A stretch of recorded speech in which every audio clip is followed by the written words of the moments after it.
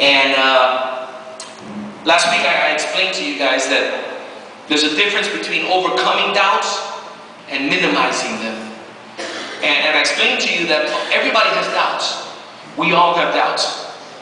And most people, interestingly enough, most people that become Christians don't do so because they worked through all of their doubts and got it all answered, and then they said, okay, I'm going to be a Christian now. Most people become a Christian because something happens in their life.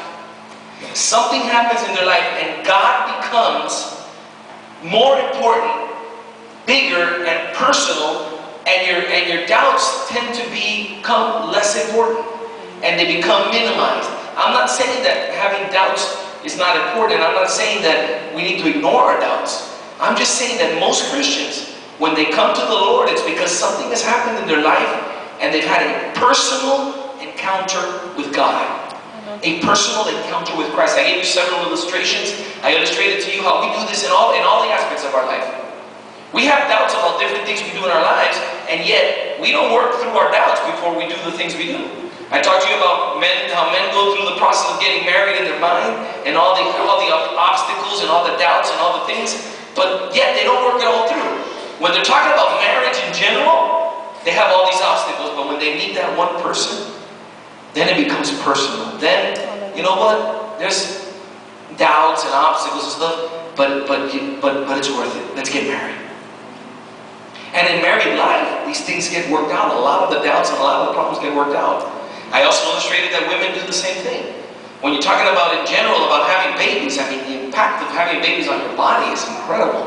The risks, all these factors, all these things, you know, but yet, when you're talking about having a baby, yeah, but when you're talking about my baby, that changes. The topic changes, becomes personal.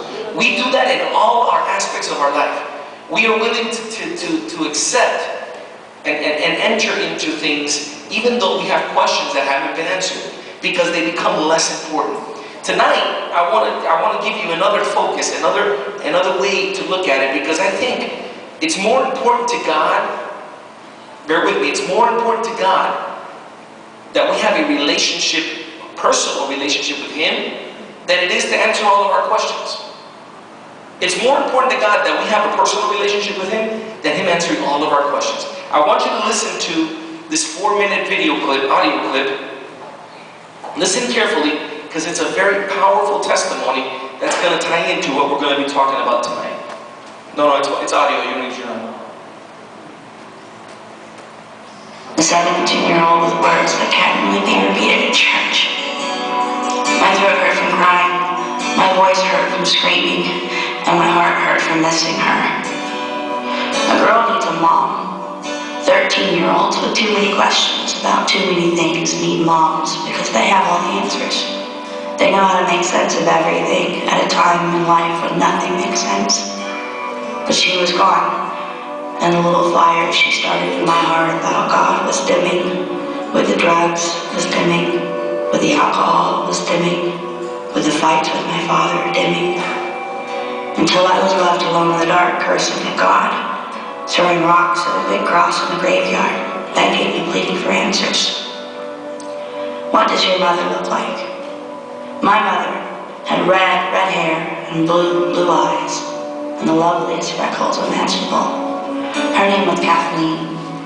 Raised Irish Catholic in Jacksonville, Florida, she met Jesus in a small church meeting in an upstairs room of a storefront in Jonesboro, Arkansas. He swept her off of her feet. She fell in love with him. She was never the same after that. I loved to watch my mother worship. She would raise her hands, palms stretched wide, as if to give the Holy Spirit more room to land. Her death was so unexpected, it was life-shattering. She died after giving birth to a sibling that died too. I do not have words for how my heart broke that night. Later, around 1 in the morning, I went outside and screamed as loud as I could. I had to release what I was feeling. I didn't know what else to do. I was 13, Aaron was 11, Brett was 6, and Caitlin was 4. And the headstone of her grave read, "Love Jesus more than life." And it was at that headstone, years later, that I found myself weeping, angry, and exhausted. I collapsed against it, unable to do anything but breathe jagged breaths. I was a mess. It seemed that my life could be divided into two time frames, life with Mom and life after. Life with Mom had been meaningful and safe. Life after was a bit like living in a fog, without light, with no direction. Everything I had done to try and make things better had failed. I was young and angry and miserable, and I knew it. In the midst of all that rawness, I realized I was whispering, I need you, Jesus. If you're really real, and if my Mom loves you so much, then please show me who you are. It was then, at 4 a.m., on my mother's grave, that I was wrapped up in what can only be described as a warm embrace. Even with my eyes closed in the dark of that cemetery, it seemed that I was surrounded with light, and I had the sensation of being lifted up and held. I began to weep again at the overwhelming sense of compassion and love and peace that was washing over me. I kept saying, it's you, it's really you.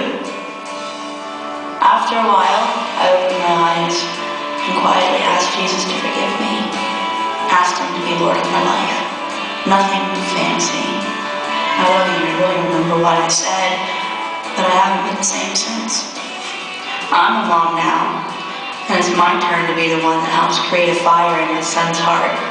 Granted, I've screwed things up so much since then, I wondered if God hasn't thrown up his hands in exasperation, but I always come back to that night. It was as if he was holding me, and crying too. It was as if he was saying, I know how much it hurts to lose the one you love. My story starts with death, but it ends with life. This is my story.